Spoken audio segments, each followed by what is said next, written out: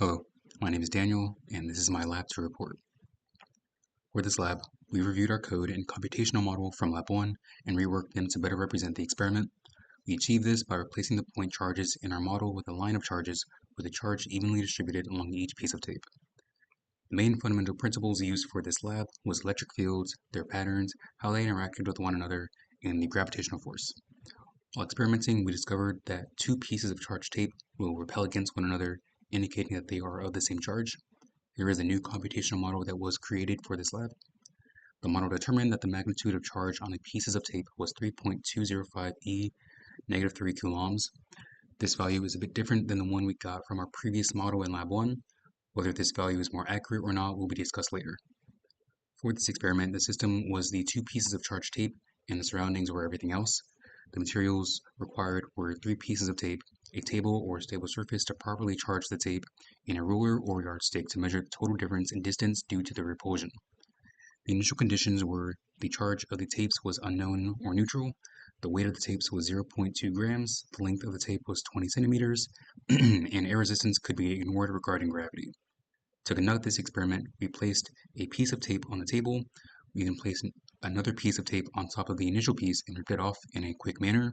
We then repeated this step, and finally, we placed the two pieces of tape in close proximity, one on top and one on the bottom, and observed their reaction. We noticed that the piece of tape on top rose by approximately 1 centimeter, and here's a new computational model again.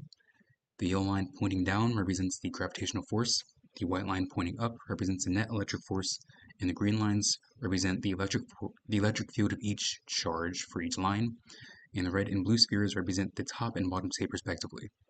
To achieve this result, we made a few changes to our original code from Lab 1. First, we were given a base code to implement into our new model in order to properly generate the line of spheres.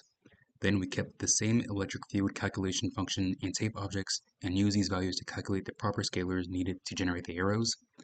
And in these 4 loops that we can see here, calculations are done on each line of charges for each individual charge to determine the electric force on each piece of tape due to the other's presence.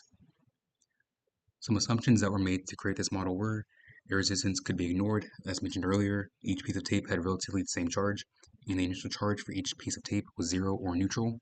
Some possible errors that were made during this lab are incorrect calculation of the electric field and the gravitational force, and incorrect usage of the base code provided. Now, what if we had modeled each of our tapes as a single point charge, like in the previous lab?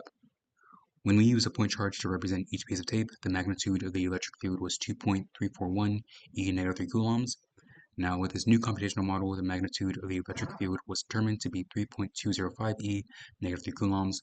So if we had instead used point charges for each piece of tape, we most likely would have gotten the same value as before. Now, why are these values different? Well, in this lab, we took into account each charge that was distributed on the piece of tape instead of just treating each tape as one whole charge.